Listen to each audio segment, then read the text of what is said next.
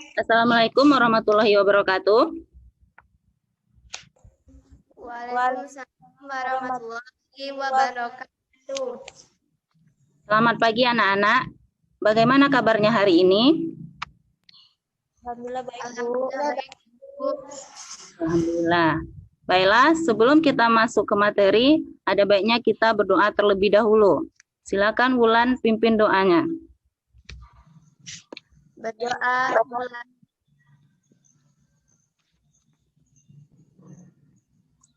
Selesai. Oke, terima kasih Wulan. Sekarang amati teman-teman kalian semuanya. Siapakah yang tidak hadir pada hari ini?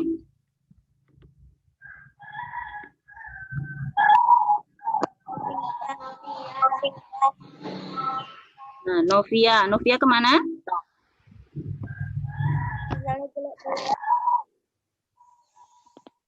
Ya, nanti kita cari tahu kemana Novia tidak hadir hari ini ya. Baik, kita lanjut. Karena masih di situasi pandemi, jadi Ibu tidak bosan-bosannya mengingatkan kalian untuk selalu mengikuti protokol kesehatan. Jadi tolong hindari kerumunan, jaga jarak, pakai masker, dan selalu cuci tangan. Oke, sekarang untuk materi kali ini, sebelum kita masuk, Ibu akan bertanya terlebih dahulu. Pertanyaannya, pernahkah kalian melihat tempat ibadah? Pernah. Pernah. Apa contoh tempat ibadahnya? Masjid. Masjid, Gereja. gereja. Nah, masjid, gereja. Apalagi? Kurang. Ya, itu semua adalah tempat ibadah. Kenapa kita harus beribadah? Apa alasannya? Kenapa kita harus beribadah? Kewajiban. Nah, karena kewajiban kita terhadap pencipta, yaitu Tuhan. Nah, untuk lebih memahami pengetahuan kalian, berarti hari ini kita akan membahas mengenai lembaga agama, yang mengenai tempat ibadah dan sebagainya. Oke, berikutnya untuk tujuan pembelajaran pada hari ini, yang pertama, kalian bisa nanti menelaah pengertian lembaga agama. Yang kedua, kalian bisa menganalisis fungsi lembaga agama. Dan yang ketiga, kalian bisa menganalisis unsur dari agama itu sendiri.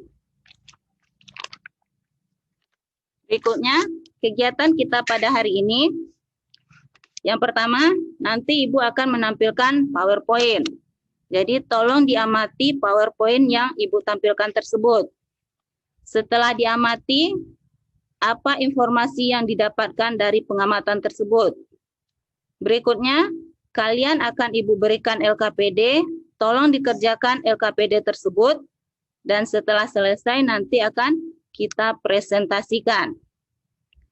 Lanjut, Ibu akan menilai 3 penilaian.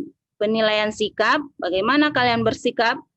Yang kedua, penilaian pengetahuan, nanti akan Ibu tampilkan link Google Form-nya, jadi kerjakan evaluasinya.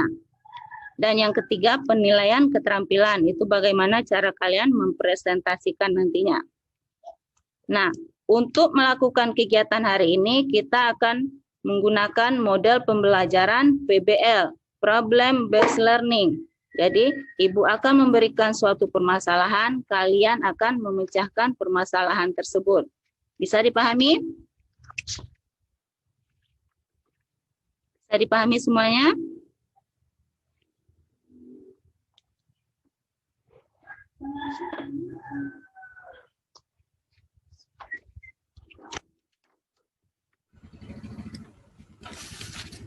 Oke, kita lanjutkan. PowerPoint-nya sudah kelihatan anak-anak? Belum, Bu. Belum.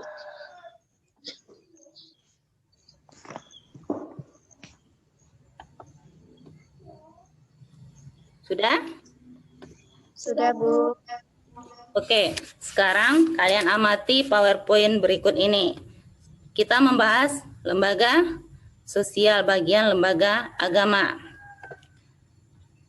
Ini tujuan pembelajarannya. Yang berikutnya pengertian agama.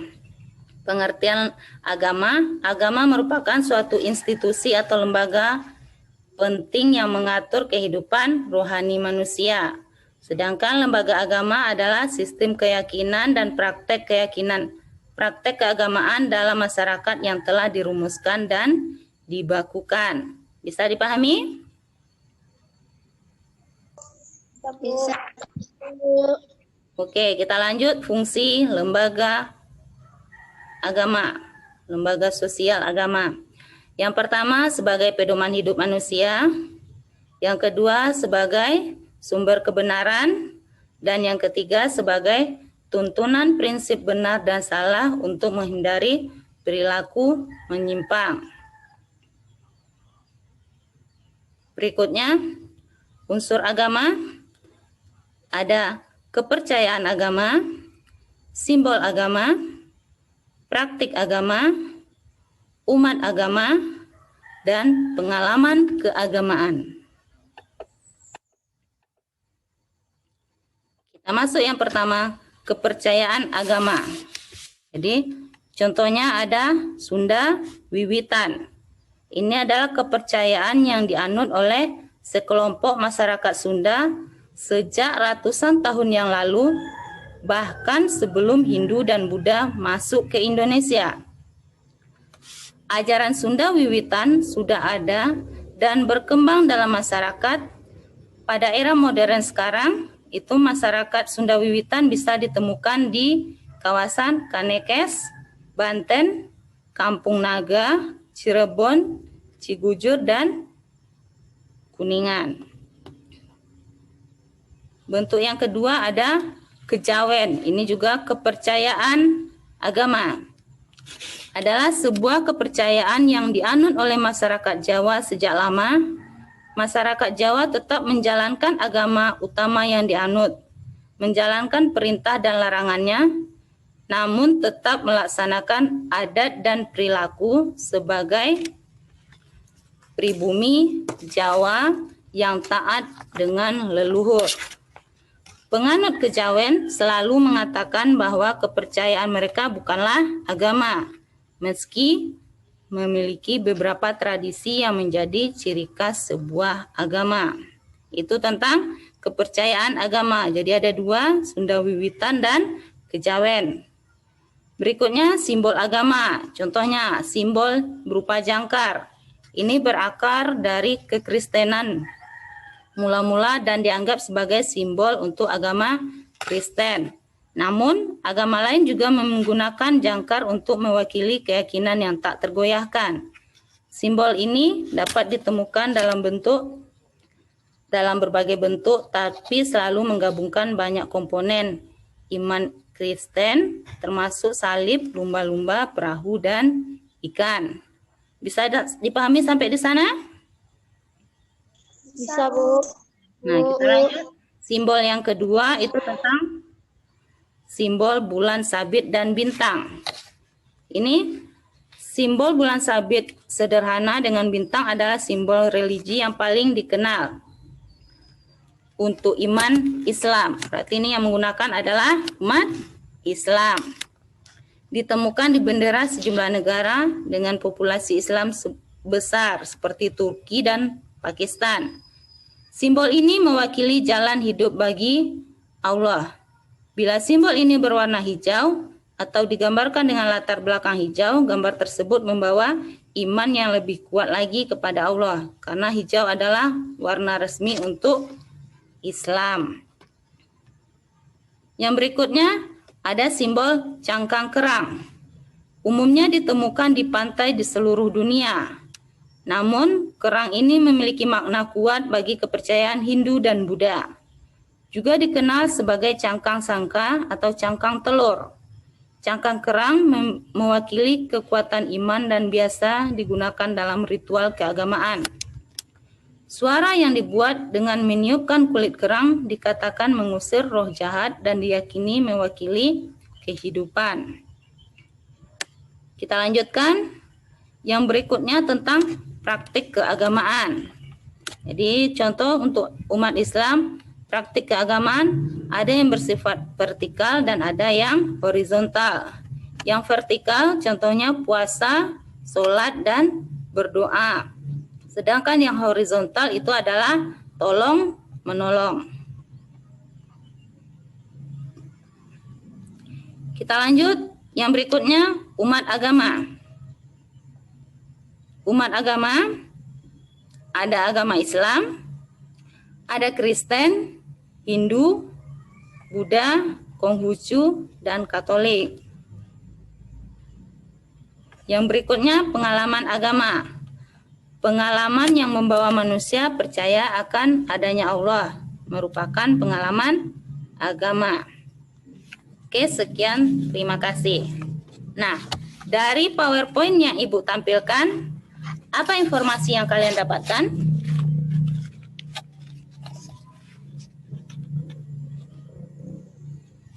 Apa informasi yang dapatkan?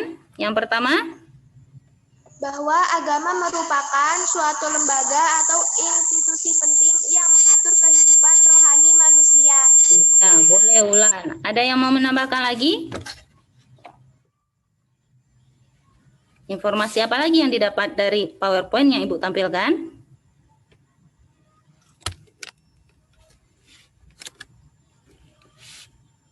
Apakah hanya pengertian lembaga agama yang kita dapatkan dari sini? Tidak, ada fungsi agama. Ya. 1. Sebagai pedoman hidup bagi manusia. 2. Kebenaran. 4. Tuntunan benar dan salah untuk menghindari perilaku menyimpang. Ya, yang pertama ada pengertian, ada fungsi. Oke, untuk lebih memahami pengetahuan kalian, sekarang coba amati video LKPD berikut. Ini Ibu tutup dulu ya. Iya, Bu.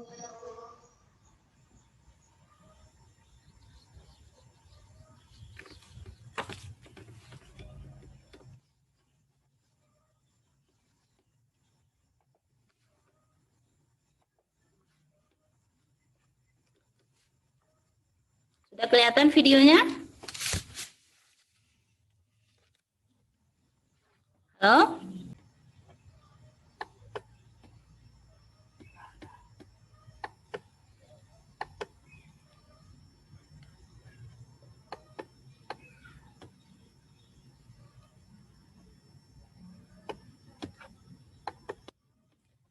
Sudah kelihatan?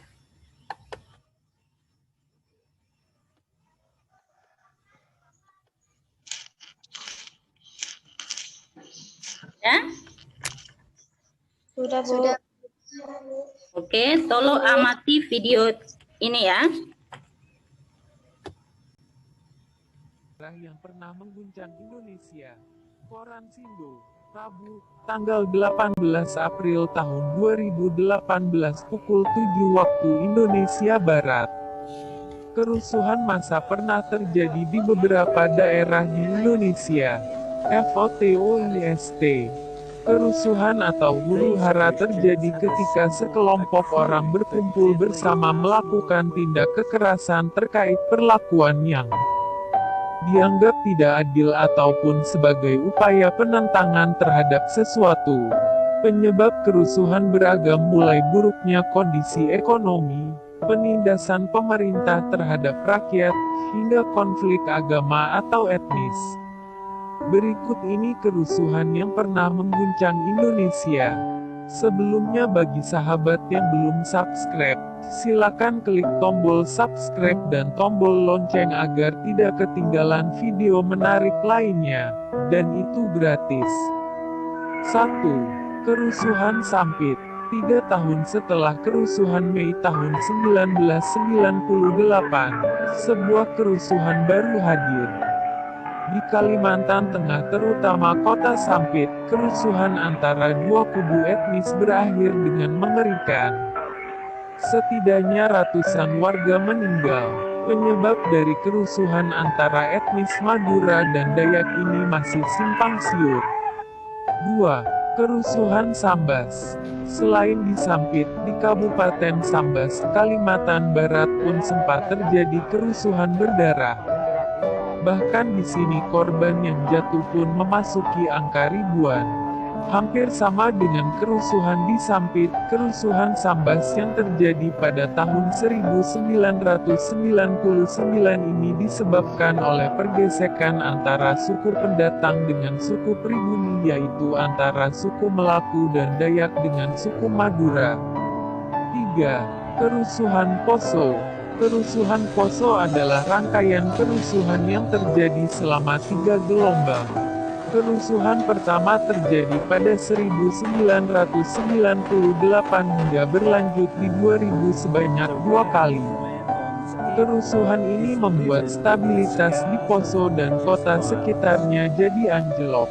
Jika 2 kerusuhan sebelumnya dipicu isu etnis, kerusuhan yang terjadi di Poso dipicu oleh masalah agama. 2 agama besar di Poso, Islam dan Kristen saling adu kekuatan dan merasa benar. 4. Kerusuhan Tanjung Priok. Kerusuhan parah terjadi di kawasan Tanjung Priok pada 1984. Kerusuhan yang diyakini sengaja dipicu ini menimbulkan dampak cukup mengerikan. Bangunan di kawasan Tanjung Priok banyak dirusak dan akhirnya terbakar. Dalam kejadian ini setidaknya ada 24 orang warga yang tewas ditembaki lalu 9 lainnya terbakar oleh api. 5. Kerusuhan di Ambon, 1999. Konflik yang ada kaitan dengan agama terjadi di Ambon sekitar tahun 1999. Konflik ini akhirnya meluas dan menjadi kerusuhan buruk antara agama Islam dan Kristen yang berakhir dengan korban meninggal dunia. Orang-orang dari kelompok Islam dan Kristen saling serang dan berusaha menunjukkan kekuatannya. 6. Kerusuhan Ahmadiyah Lombok. Kasus konflik kekerasan Ahmadiyah Lombok atau Transito Mataram antara kurun waktu 1998 sampai 2006. Dalam kasus itu ditemukan 9 korban meninggal dunia, 8 luka-luka, 9 gangguan jiwa, 379 terusir, 9 dipaksa cerai, 3 keguguran, 61 putus sekolah, 45 dipersulit membuat KTP, dan 322 dipaksa keluar dari Ahmadiyah. Kemudian konflik lainnya berlangsung hingga 7 kali penyerangan yang masif dengan 8 tahun warga jadi pengungsian. Cakupan konflik ini mencapai 4 wilayah provinsi, yakni Lombok Timur, Lombok Tengah, Lombok Barat, dan Kota Mataram. Kasus itu mengakibatkan 11 tempat ibadah dan 114 rumah rusak, dengan 64,14 hektar tanah terlantar, 25 tempat usaha rusak, dan ratusan harta benda rusak dan dijarah. 7. Kerusuhan Lampung Selatan. Kasus konflik kekerasan di Lampung Selatan mengakibatkan 14 korban meninggal dunia, belasan luka parah, dan 1.700 warga mengungsi. Kekerasan ini berlangsung selama 3 hari dari tanggal 27 sampai tanggal 29 Oktober tahun 2012. Cakupan luas konflik ini meliputi 2 kecamatan, yakni Kalianda dan Wei Panji. Total kerugian akibat konflik itu mencapai Rp24,88 miliar, 532 rumah rusak dan dibakar. Dan itu adalah konflik-konflik yang pernah terjadi di Indonesia. Semoga untuk kedepannya tidak ada lagi terjadi konflik. Kita semua saling menghormati dan menghargai satu sama lainnya, agar menciptakan kedamaian dimanapun berada. Terima kasih.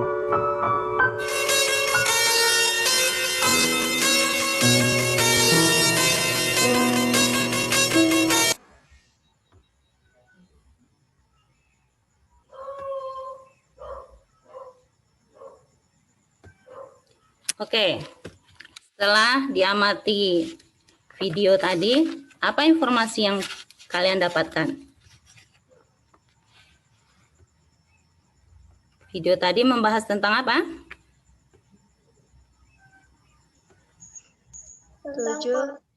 Tujuh konflik Indonesia. Ya, tentang konflik di Indonesia. Berikutnya, coba kerjakan LKPD berikut ini.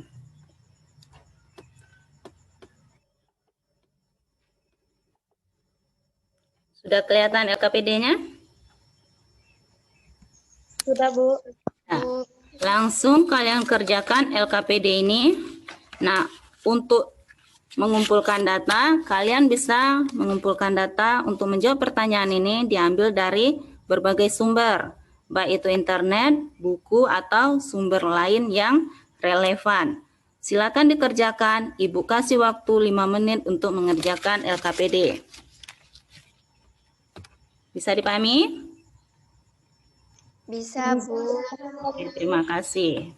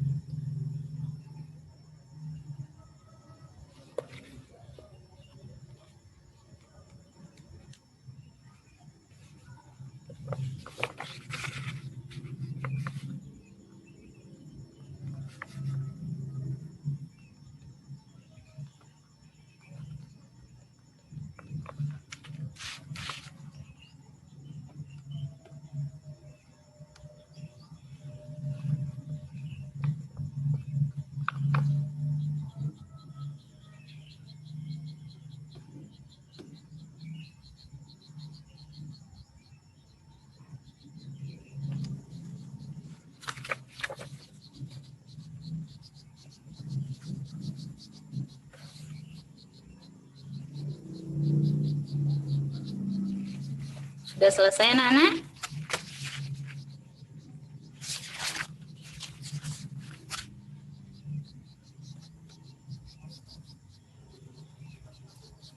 Ada kesulitan?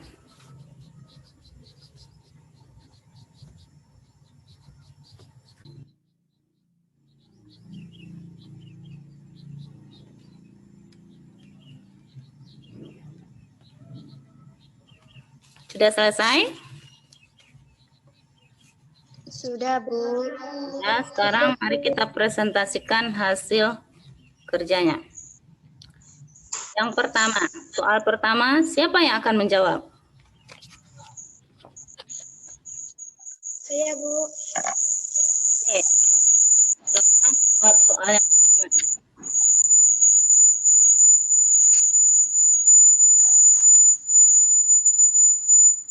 Satu, kerusakan di Sampit, tepatnya di Kalimantan Tengah.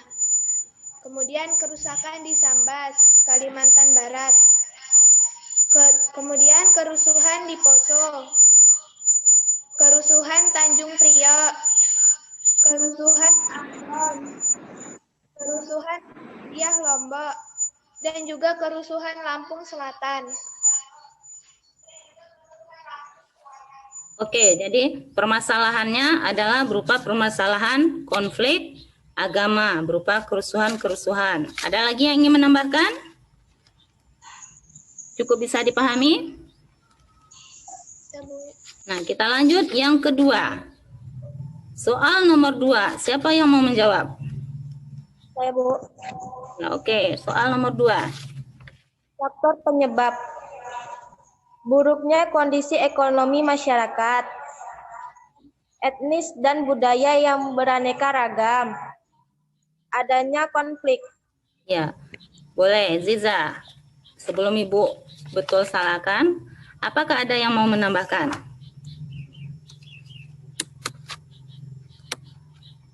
Yang lain ada yang menambahkan? Jadi boleh ada faktor-faktor penyebabnya. Yang pertama, buruknya kondisi ekonomi. Yang kedua, ada berupa etnis dan budaya yang beraneka ragam. Dan ada berupa konflik. Terima kasih. Berikutnya tentang soal yang ketiga. Apa kira-kira solusi yang bisa dilakukan untuk menyelesaikan masalah tersebut? Nah, siapa yang bisa menjawabnya? Saya, Bu. Oh ya, oke, Satu, Wulan. masyarakat harus saling menghormati. 2, selalu hidup rukun. 3, tidak saling menghina. 4, masyarakat pendatang harus bisa berbaur dengan masyarakat asli. Oke, terima kasih. Ada lagi? Kalau tidak, materinya sudah berakhir. Siapa yang bisa menyimpulkan? Kesimpulan? Oke, Suci. Dilanjut kesimpulan. Ada 7 permasalahan agama, yaitu 1, kerusuhan Sampit Kalimantan Tengah, 2, kerusuhan Sambar Kalimantan Barat, 3, kerusuhan di Poso, 4, kerusuhan di Tanjung Priuk, 5, kerusuhan di Ambon, 6, kerusuhan Ahmadiyah Lombok, 7, kerusuhan Lampung Selatan. Faktor penyebabnya yaitu buruknya kondisi ekonomi masyarakat, etnis dan budaya yang beraneka ragam, adanya konflik. Solusinya adalah masyarakat harus saling menghormati, selalu hidup rukun, tidak saling menghina, dan masyarakat pendatang harus bisa berbaur dengan masyarakat asli. Oke, terima kasih Suci. Berarti bisa kita simpulkan, yang pertama ada permasalahan agama dengan adanya 7 konflik, yang kedua ada faktor penyebabnya, dan yang ketiga ada solusinya. Nah, pembelajaran kita berakhir. Apa kesan yang kalian dapatkan dari pembelajaran hari ini? Apakah ada bertambah ilmunya, atau apakah ada yang senang atau tidak senang? Bagaimana refleksi untuk hari ini? Bagaimana perasaannya sekarang?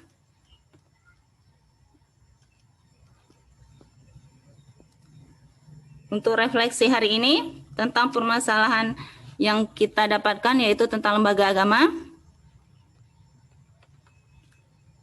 Senang tidak belajar lembaga agama? Senang, Bu. Senang. Apakah dapat bertambah ilmunya dengan mempelajari lembaga agama? Bertambah, Bu. Ya, mudah-mudahan pembelajaran hari ini itu bermanfaat buat kita semua. Sekarang Amin. Untuk lebih, ya amin. Untuk lebih memperkuat pemahaman kalian, tolong dikerjakan evaluasi berikut ya. Iya, Bu. Ini Ibu tutup dulu.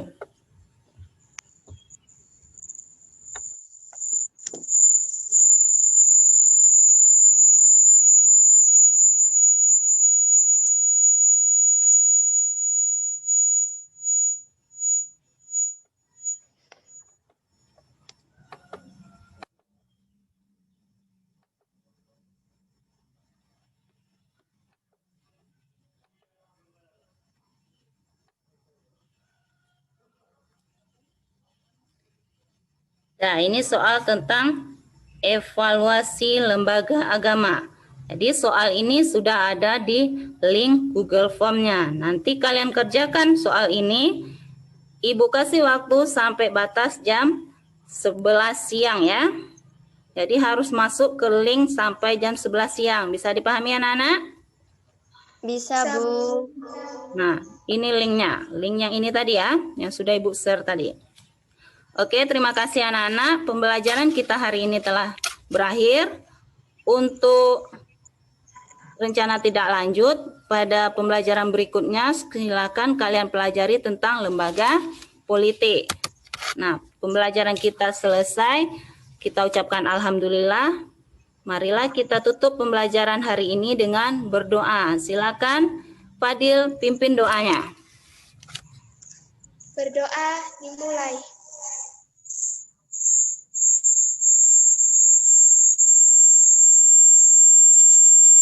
Selesai. Terima kasih Fadil. Terima kasih juga yang lain. Ibu akhiri. Assalamualaikum warahmatullahi wabarakatuh. Ya, boleh. Waalaikumsalam warahmatullahi wabarakatuh. Terima kasih. Boleh meninggalkan room ya.